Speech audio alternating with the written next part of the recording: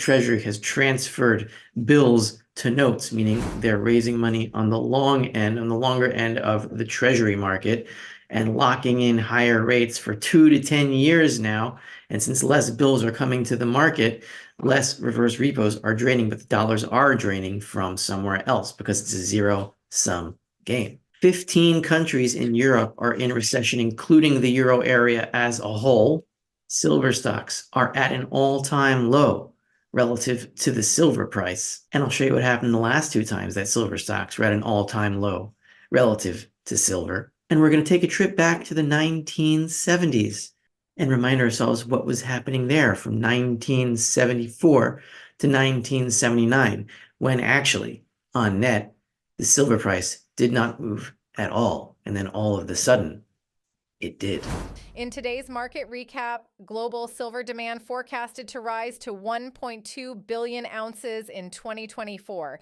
Buoyed by strong industrial offtake, global silver demand is expected to hit 1.2 billion ounces in 2024, which, if achieved, would be the second highest level ever recorded. This amount would also be a new annual high for the industrial sector, according to analysis from the Silver Institute and precious metals consultancy Metals Focus. Costco's move into selling Silver Eagle coins to members is the latest move of the warehouse retailer to sell precious metals. It follows the company's entry into selling 1-ounce gold bars in early 2023, and by the end of the year, they had sold over $100 million worth of gold during the third quarter, according to company official. Silver has found the $22 level to be extraordinarily supported multiple times in the past, so it should not be a huge surprise to see that it has happened again. The $22 level for me is a major barrier that seemingly is very difficult to break through to the downside, and therefore I think a lot of traders are just simply taking advantage of cheap silver when they see it. That being said, we are somewhat in the middle of the overall consolidation area that is between $22 on the bottom and $23.50 on the top. Now we'll show you more clips of Rafi Farber, but first, subscribe and turn on the notifications bell so you do not miss out on our daily videos, and check our pinned comment for some very special sign-up bonuses. Enjoy the video. Don't. Now let's move to silver here. I'm sure we are all aware that silver stocks are not doing very well in dollar terms or even in silver terms, but I wanted to show you this chart. This is the silver price relative to silver stocks represented by the SIL ETF. It's not a great representation, but it's the best that we've got right now. And so we are at a 1 ratio, whatever that means exactly. We're at an all-time low of silver stocks relative to the silver price. And look what happened the last 2 times that we hit this level. Well, we have one here at bear market bottom in 2015, early 2016. And look at that. Right after we hit an all-time low, we hit an all-time high, or very close to an all-time high. Very similar here. This was March 2020. And here, a few months later, we hit very close to an all-time high of silver stocks relative to the silver price. The all-time high was over here in late 2010 as silver was approaching 50. So what's going to happen here? I don't know exactly, but I do know that the last 2 times that silver stocks hit this level, which includes our sponsor, Fortuna Silver Mines, symbol FSM, we promptly headed to an all-time high, or very close to an all-time high in silver stocks relative to silver. Is that going to happen exactly the same way this time? No, nothing is exactly the same. But if I were to use history as a guide, this is a great place. And do your own due diligence. And this is not advice. This is a great place to buy very undervalued silver stocks.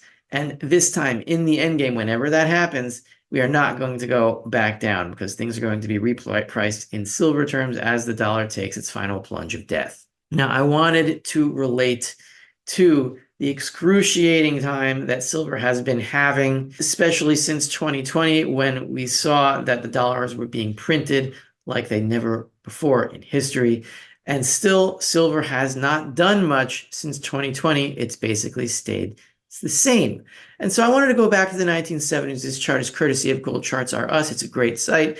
I have no affiliation with it. I'm just recommending it because it really is great. So we have here a chart from 1970 to 1980.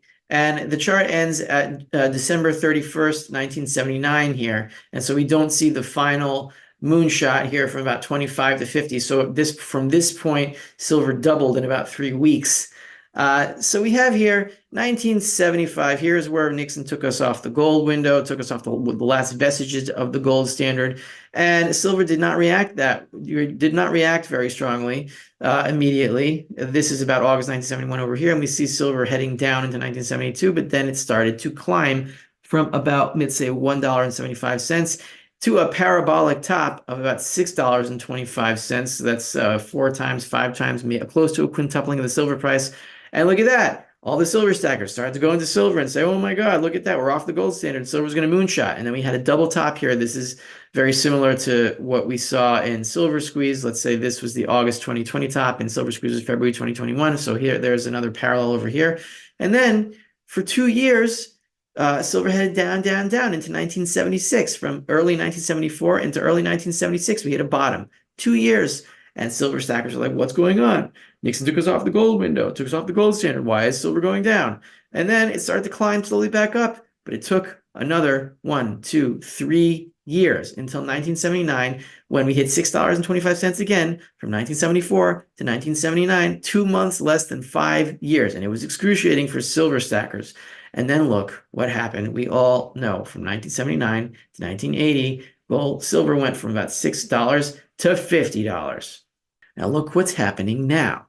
Is this out of the ordinary for silver not to respond to crazy money printing? No, it's not. It just takes some time. This is where we are now.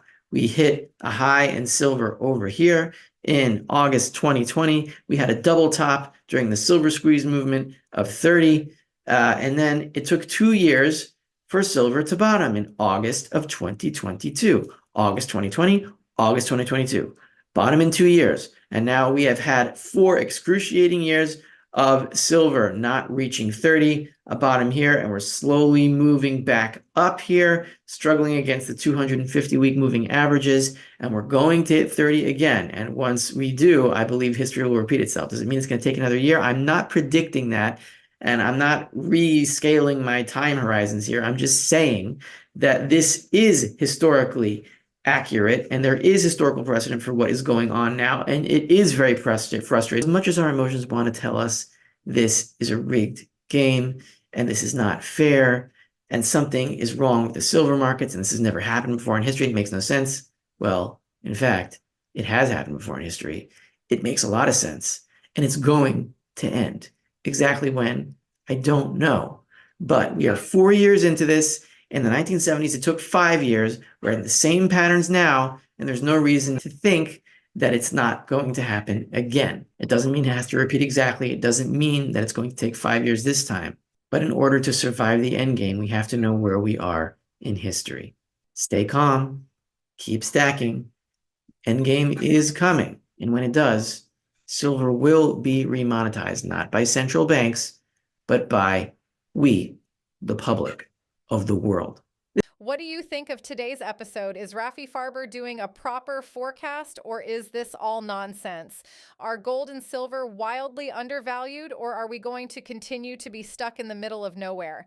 Post in the comment section down below and share some lights on the matter. Subscribe if you have yet not done so, and watch this video right here because you'll love it. I see you on the other side.